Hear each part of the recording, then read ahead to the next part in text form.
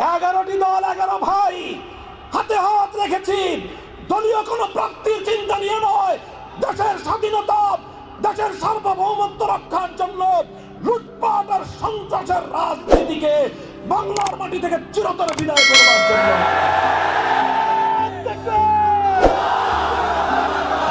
বাংলাদেশের রাজনীতি থেকে এই দুই ভূত বিতাড়িত করতে হবে।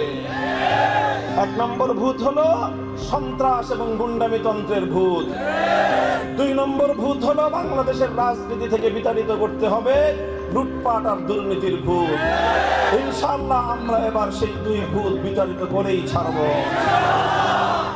তাই আমাদের ব্যক্তিগত, আমাদের দলীয় স্বার্থের চেয়েও দেশের স্বার্থ, জনতার স্বার্থকে প্রাধান্য দেওয়ার নীতি আমরা প্রথম দিন থেকে অবলম্বন করে আসছি। আলহামদুলিল্লাহ 2021 সালের সেই দুর্বিষহ স্মৃতিগুলো এখনো আমাদের হৃদয়ের মধ্যে তোলপাড় সৃষ্টি করে। এখনো আমাদের চোখ ফেটে কান্নায় আমাদের বুক ভেসে যায়। আমাদের সেই সময়কার কথাগুলো মনে আছে, যখন নারায়ণগঞ্জের সোনারগাঁয়ে আমাদের উপর ফ্যাসিবাদী শক্তি তার বিদেশি প্রভুদেরকে নিয়ে, তার দেশীয় সকল অনুষঙ্গকে নিয়ে, সকল প্রতিষ্ঠানগুলোকে নিয়ে, রাষ্ট্র নিয়ন্ত্রিত প্রতিটি আইন শৃঙ্খলা রক্ষাকারী বাহিনী, গোয়েন্দা সংস্থাদেরকে নিয়ে আমাদের উত্থানকে ঠেকিয়ে দেওয়ার জন্য, আমাদের প্রতিবাদী কণ্ঠস্বরকে স্তব্ধ করে দেওয়ার জন্য ইতিহাসের ঘৃণ্যতম ষড়যন্ত্র আমাদের বিরুদ্ধে পরিচালিত করেছিল। তারপরে সেই ষড়যন্ত্রের বিরুদ্ধে আমাদের ভাইদেরকে অকাতরে নির্বিচারে গ্রেফতার করেছিল। 16টি মামলা দিয়ে 2500 নেতাকর্মী আমাদেরকে গ্রেফতার করেছিল। গ্রেফতার করেই ক্ষান্ত হয় নাই।